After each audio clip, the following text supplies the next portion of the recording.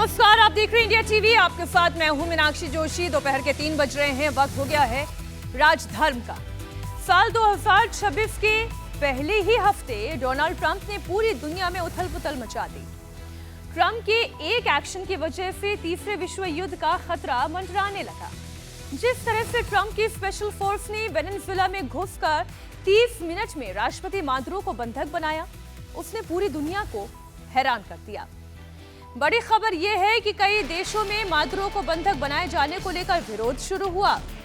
चीन अमेरिका पर भड़का हुआ है, ट्रंप से फौरन मादुरो को रिहा करने की मांग की है। वहीं न्यूयॉर्क सिटी के मेयर जोहरान ममदानी भी वेनेजुएला पर अमेरिकी स्ट्राइक से नाराज है। उधर ट्रंप डंके की चोट पर अपने एक्शन को सही ठहरा रहे हैं। ट्रंप ने राष्ट्रपति मादुरो और उनकी पत्नी के खिलाफ मुकदमा चलाने की तैयारी कर दी है। राष्ट्रपति मादुरो और उनकी पत्नी को ब्रुकलिन के मेट्रोपॉलिटन डिटेंशन सेंटर में भेजा गया। राष्ट्रपति मादुरो को अगले हफ्ते अमेरिका की अदालत में पेश किया जाएगा। मैनहट्टन की फेडरल कोर्ट में ड्रग्स और हथियार तस्करी से जुड़े हुए मामलों में ट्रायल चलाया जाएगा। अब सवाल यह है कि ट्रंप आगे क्या करेंगे, निकोलस मादुरो का क्या होगा। सवाल यह भी है कि अमेरिका के इस कदम का रूस और चीन कैसे देंगे जवाब। क्या एक और विश्व युद्ध बस शुरू होने वाला है?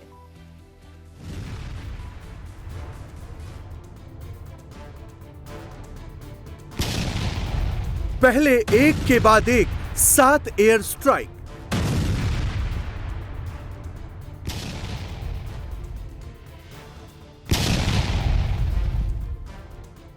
फिर स्पेशल डेल्टा फोर्स का एक्शन और पलक झपकते ही राष्ट्रपति मादुरो बने बंधक।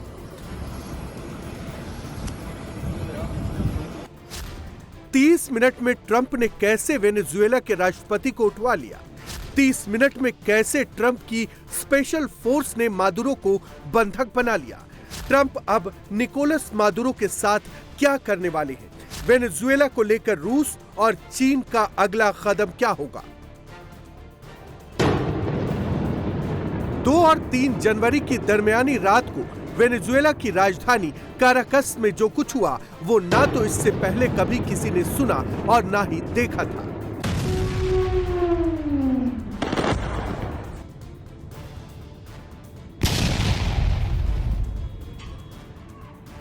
अमेरिका ने वेनेजुएला की राजधानी काराकस को एक के बाद एक धमाके से दहला दिया।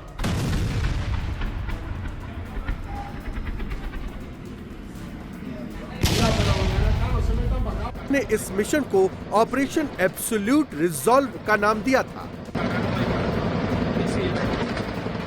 अमेरिकी फोर्स के ताबड़तोड़ अटैक से वेनेजुएला की सेना यहां तक कि मादुरो को भी संभलने तक का मौका नहीं मिला।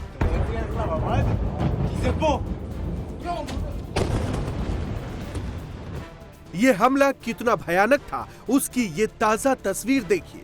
अमेरिका का कहना है कि उसने सटीक जानकारी के बाद काराकस में मिलिट्री बेस और सैन्य वाहनों को टारगेट बनाया। वहीं वेनेजुएला का कहना है कि अमेरिका के हमले में 40 लोगों की मौत हो गई है, जिनमें कई आम लोग शामिल हैं। हालांकि अमेरिकी सेना इस तरह के अटैक कई देशों में पहले भी कर चुकी है।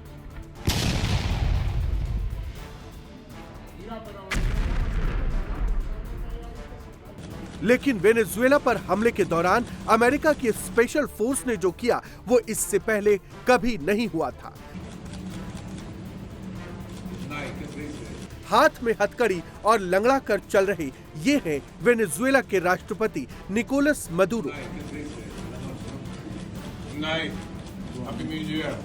ये पहली बार है जब अमेरिका की सेना किसी देश में घुसी और वहां के राष्ट्रपति को पत्नी समेत बंधक बनाकर अपने देश लेकर आ गए।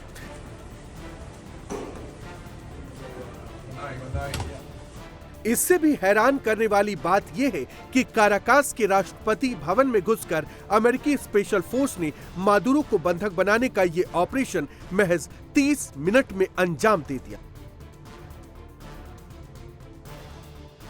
जिस वक्त अमेरिका वेनेजुएला पर बमबारी कर रहा था, अमेरिकी डेल्टा फोर्स मादुरो को पकड़ने राष्ट्रपति भवन में घुस रही।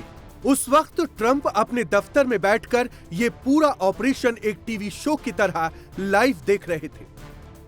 All perfectly executed and done. No nation in the world could achieve what America achieved yesterday, or frankly, in just a short period of time. All Venezuelan military capacities were rendered powerless as the men and women of our military, working with U.S. law enforcement, successfully captured Maduro in the dead of night. It was dark.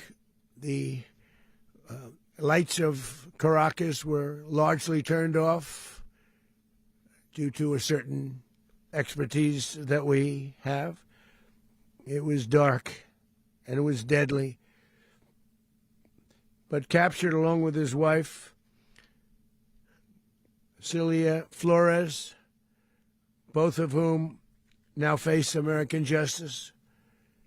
Maduro and Flores have been indicted in the Southern District of New York, it's Jay Clayton, for their campaign of deadly narco-terrorism against the United States. आधी रात को America की बमबारी से Caracas दहल उठा।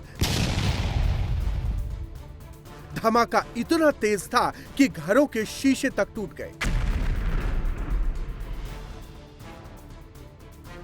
उससे भी ज्यादा शॉकिंग खबर कुछ घंटे के बाद आई, जब वेनेजुएला के लोगों को पता चला कि उनके राष्ट्रपति और फर्स्ट लेडी को अमेरिकी फौज उठा ले गई। दरअसल अगस्त के महीने से ही CIA के अधिकारी वेनेजुएला में खुफिया तरीके से एक्टिव हो गए थे। CIA के एजेंट्स मादुरो के हर मूवमेंट पर नजर रख रहे थे। ऑपरेशन से पहले मादुरो की रोजाना की दिनचर्या, उनके उठने बैठने के वक्त तक का डेटा तैयार किया गया। इस पूरे मिशन में अमेरिका के स्टील्थ ड्रोन्स ने भी बड़ी भूमिका निभाई, जो आसमान से लगातार नजर बनाए हुए थे। ऑपरेशन एब्सोल्यूट रिजॉल्व के तहत पिछले कई महीनों से अमेरिकी सेना वेनेजुएला के तट के पास एक्टिव थी। मादुरो पर बारीकी से नजर रखी जा रही है।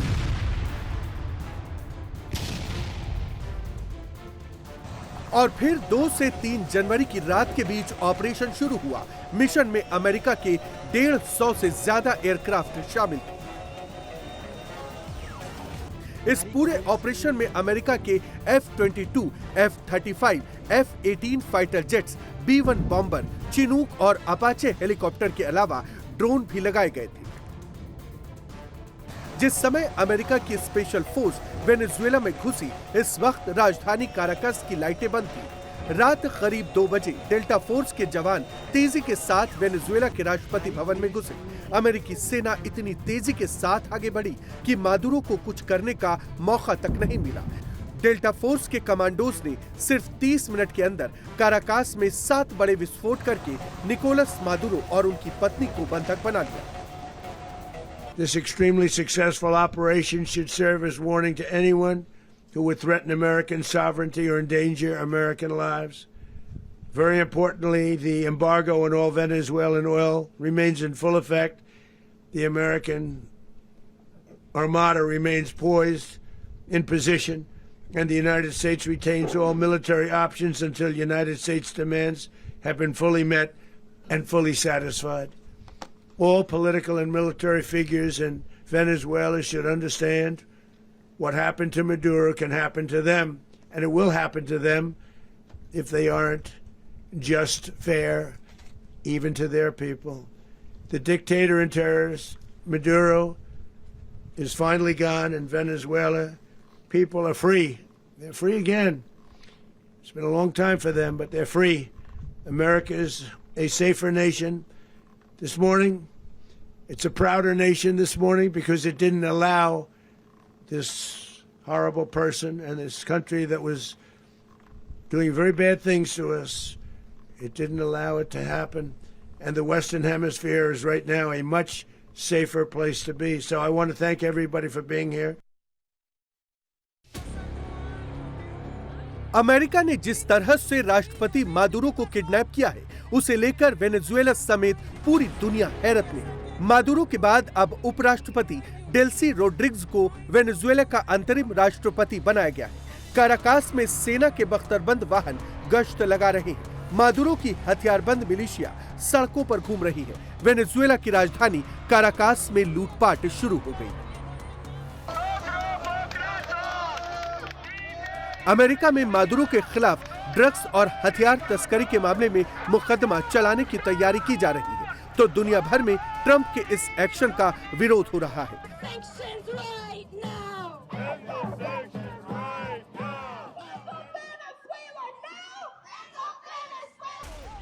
मादुरो की गिरफ्तारी के बाद पूरे लैटिन अमेरिका में भारी उबाल है। वेनेजुएला की राजधानी काराकास में अमेरिका के खिलाफ विरोध प्रदर्शन शुरू हो गया है।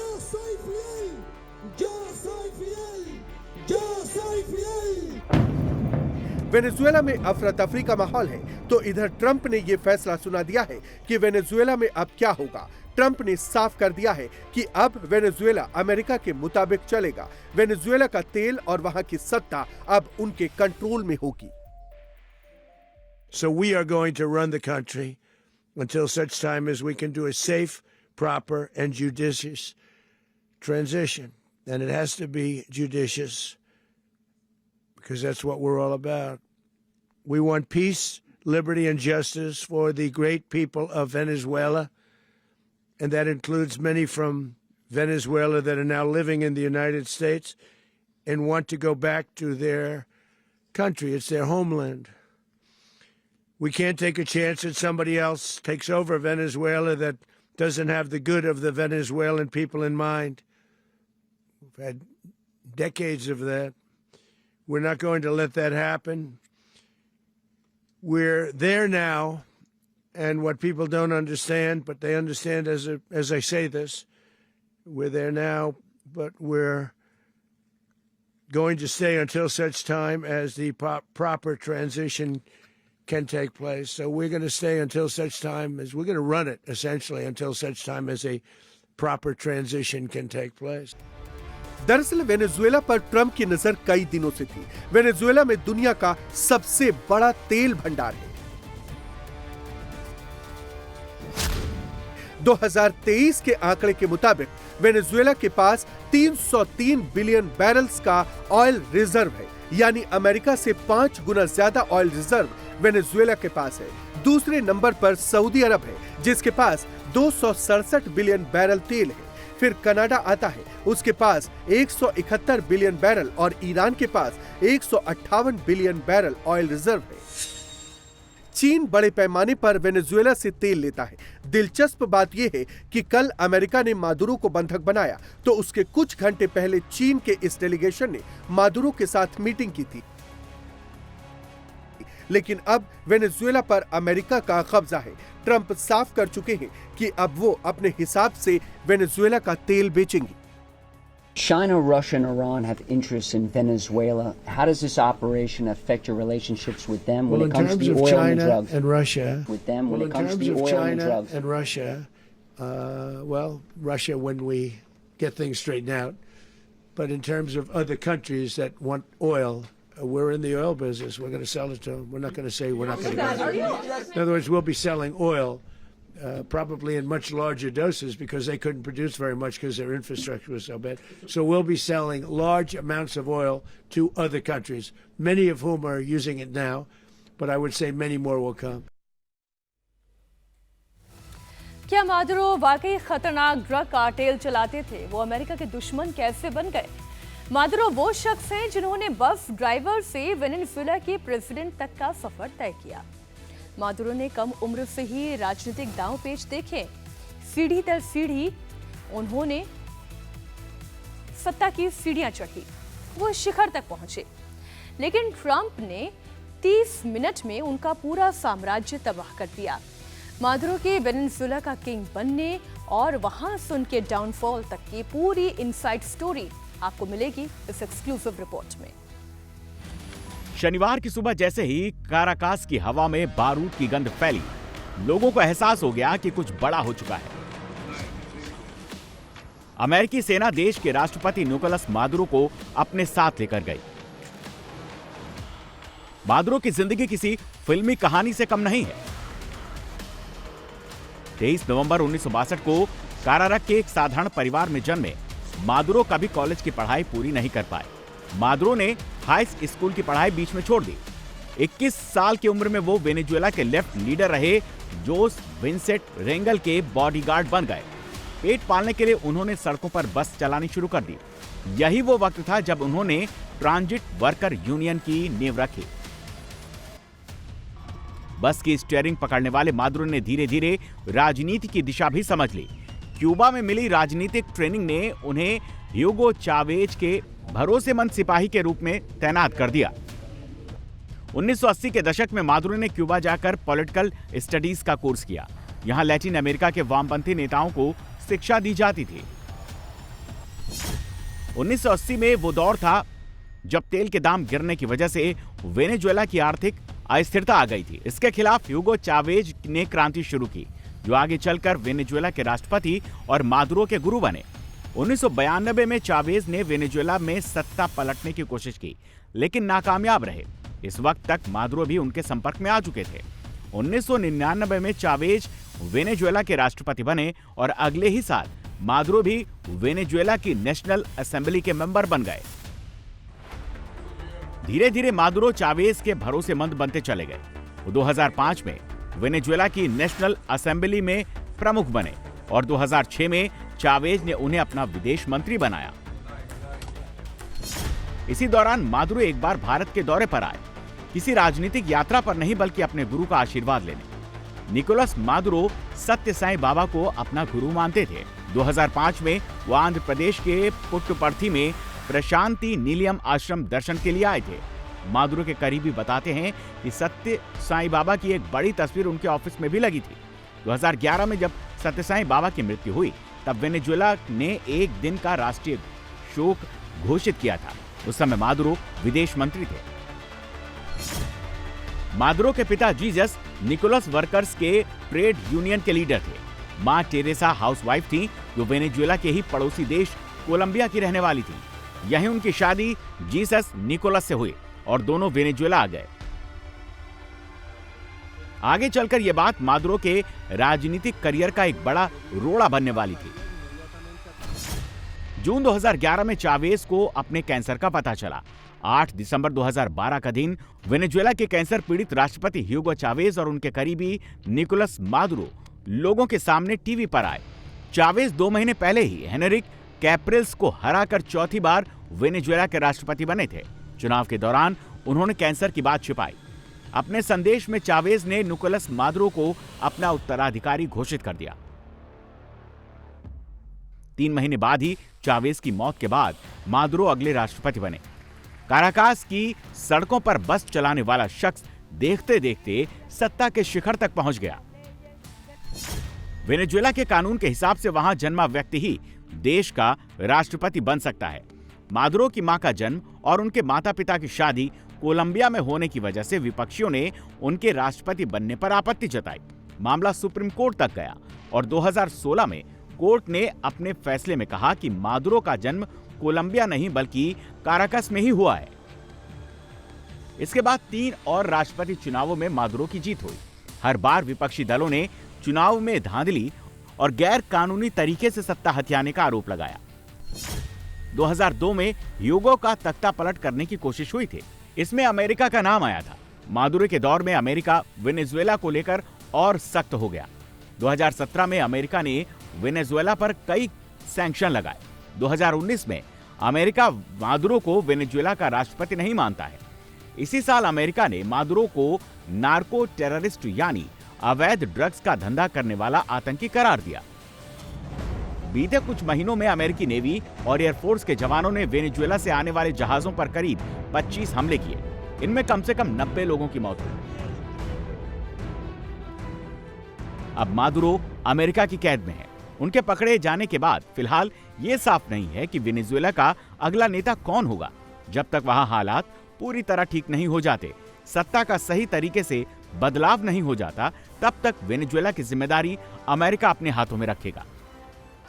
इस वक्त सबसे ज्यादा चर्चा मारिया कोरिन मचाडो की हो रही है। विपक्ष की सबसे बड़ी नेता मचाडो को वेनेजुएला की आयरन लेडी कहा जाता है। साल 2025 में उन्हें नोबेल शांति पुरस्कार भी मिल चुका है। वेनेजुएला को लेकर मचाडो ट्रंप के साथ हैं, उनकी पॉलिसी का समर्थन करती हैं। माना जा रहा है कि नई सरकार में मारिया की प्रमुख भूमिका हो सकती है। अब देखना यह है कि वेनेजुएला का राजनीतिक भविष्य क्या होता है। अमेरिका ने मादुरो के खिलाफ मिडनाइट स्ट्राइक की। अब अगली बारी किसकी है, ये सवाल पूछा जा रहा है। क्या अब ईरान के सर्वोच्च धार्मिक नेता अयातुल्लाह खामेनेई का नंबर आने वाला है? ये सवाल इसलिए उठ रहा है कि ईरान में एक सप्ताह से जेनजी सड़कों पर है। खामेनेई के खिलाफ भयंकर प्रोटेस्ट हो रहे हैं, आगजनी हो रही है। खामेनेई युवाओं की नाराजगी को शांत करने के बाद भड़काऊ बयानबाजी कर रहे हैं, तो ट्रंप ने भी खामेनेई को चेतावनी दे दी है। क्या जंग का अगला चैप्टर मिडिल ईस्ट में खुलने वाला है?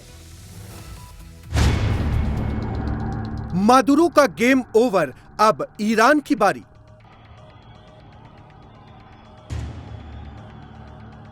खत्म होने वाला है खामेनेई का खेल।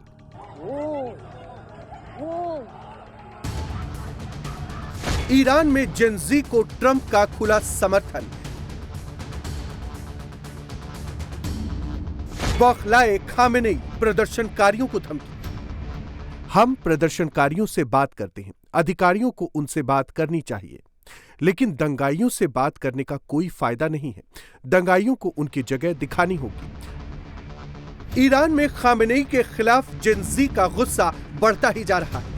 तेहरान यूनिवर्सिटी से निकली विरोध की चिंगारी ईरान के 70 शहरों तक फैल चुकी है। पिछले 7 दिनों से युवा पीढ़ी सड़कों पर है। ईरान में हालात कितने बेकाबू हो चुके हैं, इसे तस्वीरों से समझिए। ईरान में दुकानें जलाई जा रही हैं, प्रदर्शनकारी दुकानों को आग के हवाले कर रहे हैं।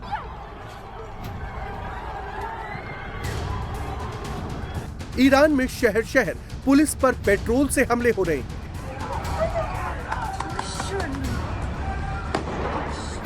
ईरान में गली गली, सड़क सड़क खामेनेई के खिलाफ प्रोटेस्ट हो रहा है, नारे लगाए जा रहे हैं। प्रदर्शनकारी खुलेआम खामेनेई को चुनौती दे रहे हैं। प्रदर्शनकारी ईरान के झंडों को फाड़ रहे हैं, सरकारी संपत्ति को आग लगा रहे हैं।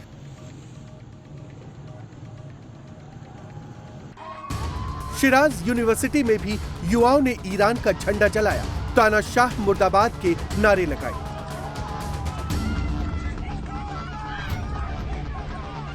इस्लामिक रिवॉल्यूशनरी गार्ड के जवान प्रदर्शनकारियों पर फायरिंग कर रहे हैं।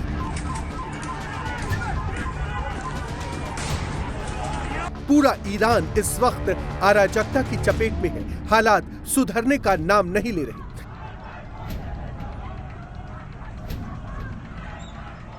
रजा पहलवी को ईरान की कमान सौंपने की मांग की जा रही है,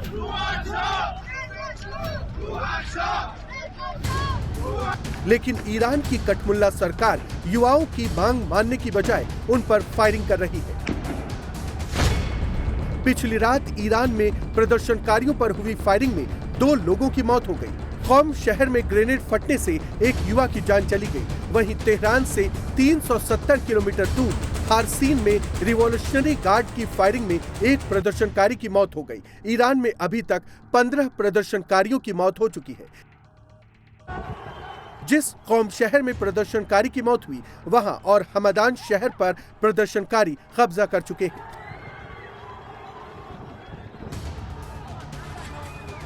प्रदर्शनकारियों का गुस्सा खामेनेई पर है। खामेनेई के राज में ईरान की हालत ऐसी हो चुकी है कि ईरान की करेंसी रसातल में जा रही है। $1 की कीमत 15 लाख रियाल के बराबर पहुंच चुकी है।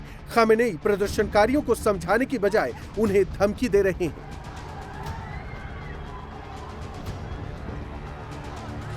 खामेनेई ने कहा है कि विदेशी ताकतें प्रदर्शनकारियों को उकसा रही हैं। ईरान की मुद्रा की गिरती हालत के लिए ईरान के दुश्मन जिम्मेदार हैं। ईरान के दुश्मन मुट्ठी भर लोगों को इकट्ठा कर उनसे ईरान के खिलाफ नारे लगवा रहे हैं। खामेनेई ने यहां तक कह दिया कि दंगाइयों से बात करने से कोई फायदा नहीं है, उन्हें उनकी सही जगह दिखानी पड़ेगी। विदेशी मुद्रा दरों में बेकाबू बढ़ोतरी और दरों में स्थिरता की कमी और लगातार उतार चढ़ाव सामान्य नहीं है। इससे विक्रेता और व्यापारी काम नहीं कर पाते। ये दुश्मन द्वारा किया जा रहा है। दुश्मन द्वारा उकसाए गए या किराए पर लिए गए कुछ लोग व्यापारियों और दुकानदारों के पीछे पड़े हैं और इस्लाम, ईरान और इस्लामिक गणराज्य के खिलाफ नारे लगा रहे हैं। यही सबसे ज्यादा मायने रखता है। हम प्रदर्शनकारियों से बात करते हैं, अधिकारियों को उनसे बात करनी चाहिए, लेकिन दंगाइयों से बात करने का कोई फायदा नहीं है। दंगाइयों को उनकी जगह दिखानी होगी। हम दुश्मन के सामने पीछे नहीं हटेंगे। सर्वशक्तिमान ईश्वर पर भरोसा करके और लोगों के समर्थन से हम दुश्मन को घुटनों पर ला देंगे, अल्लाह की मर्जी से। खामेनेई युवाओं के गुस्से के लिए दुश्मनों को ढाल बना रहे हैं, विदेशी शक्तियों पर दोष मढ़ रहे हैं, लेकिन वो अपने देश की जनता की परेशानियों को सुनने के लिए तैयार नहीं। इसी के बाद अमेरिकी राष्ट्रपति ट्रंप ने खामेनेई को चेतावनी दी है। ट्रंप ने कहा कि अगर ईरान शांतिपूर्ण प्रदर्शन कर रहे लोगों पर फायरिंग करता है, जैसा कि वहां पर रिवाज है, तो अमेरिका लोगों को बचाने के लिए आगे आएगा। हम एक्शन के लिए लॉक्ड एंड लोडेड हैं।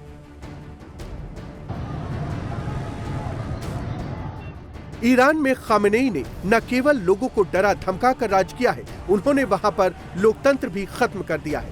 ईरान में विपक्ष नाम की कोई चीज नहीं है, इसलिए गुस्साई जनता का नेतृत्व करने वाला कोई नहीं। ईरान अब रजा पहलवी को सत्ता सौंपने की मांग कर रहा है।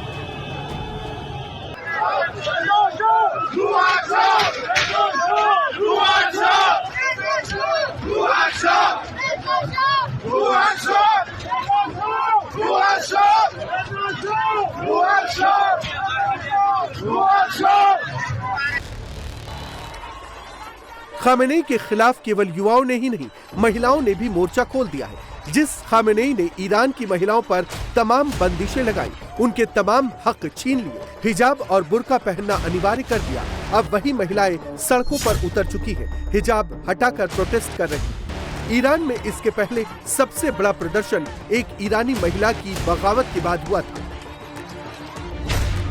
2022 में 22 साल की महसा अमीनी को ठीक से हिजाब न पहनने के कारण गिरफ्तार किया गया था। इसके बाद पुलिस कस्टडी में अमीनी को इतना टॉर्चर किया गया था कि उसकी मौत हो गई थी। अमीनी की मौत के बाद पूरा ईरान जल उठा था। महिलाएं हिजाब उतारकर सड़कों पर उतर आई थी। इस दौरान खामेनेई की पुलिस ने ऐसा कहर ढाया कि करीब 500 लोग मारे गए, जबकि 22,000 लोगों को गिरफ्तार किया गया।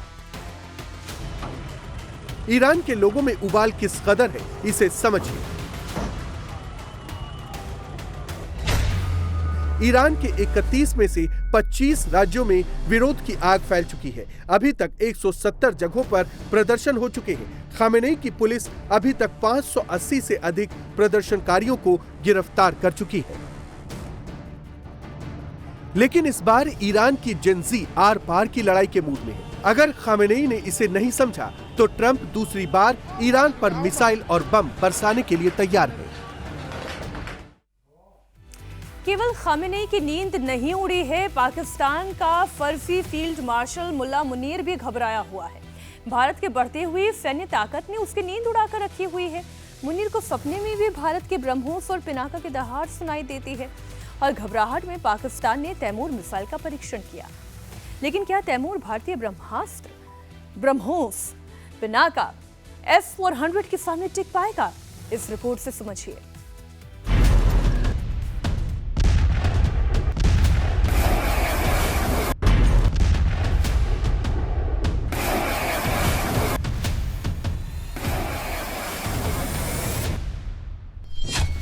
पाकिस्तान में ऑपरेशन सिंदूर का खौफ बढ़ता ही जा रहा है। पिनाका के पावर से मुनीर की सेना में खलबली मची है। पिनाका के जवाब में पाकिस्तान ने तैमूर का फ्लाइट टेस्ट किया है। पाकिस्तान में भारतीय सेना के खौफ की यह सबसे बड़ी मिसाल है। भारतीय फौज के डर से पाकिस्तान ने तैमूर मिसाइल का फ्लाइट टेस्ट किया है। मुल्ला मुनीर ने इसके जरिए ये दिखाने की कोशिश की है कि भारत की बढ़ती डिफेंस पावर के बीच वो भी अपनी हवाई ताकत बढ़ाने पर जोर दे रहा है।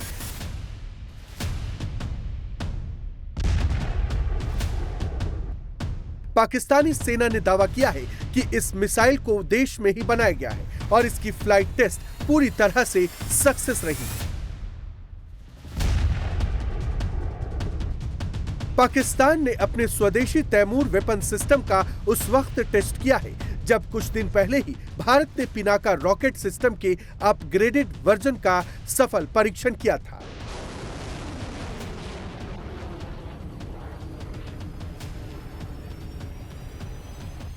नीले आकाश में जब पिनाका MK3 ने उड़ान भरी तो पाकिस्तान में खलबली मच गई। पाकिस्तान के फर्जी फील्ड मार्शल मुल्ला मुनीर की रात की नींद उड़ गई।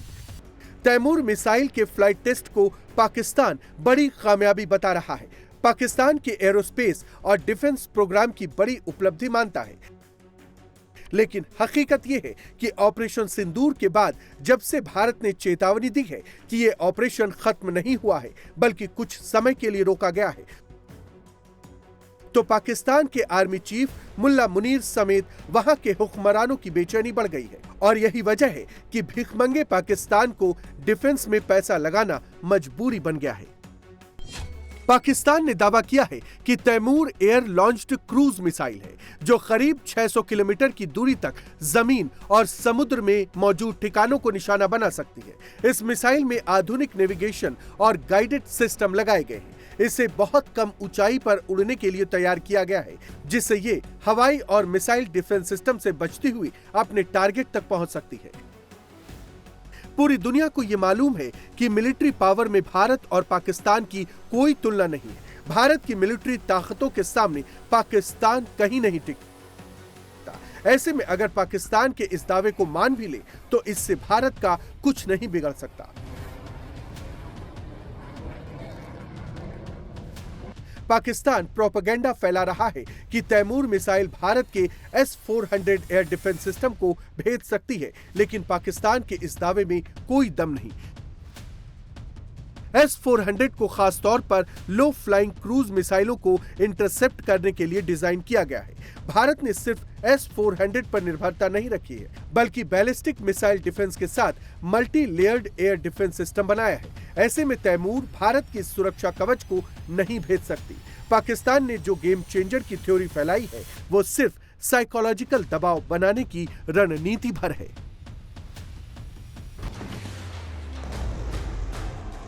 अगर दोनों देशों की एयर डिफेंस सिस्टम की बात करें तो भारत के सामने पाकिस्तान कहीं नहीं टिकता।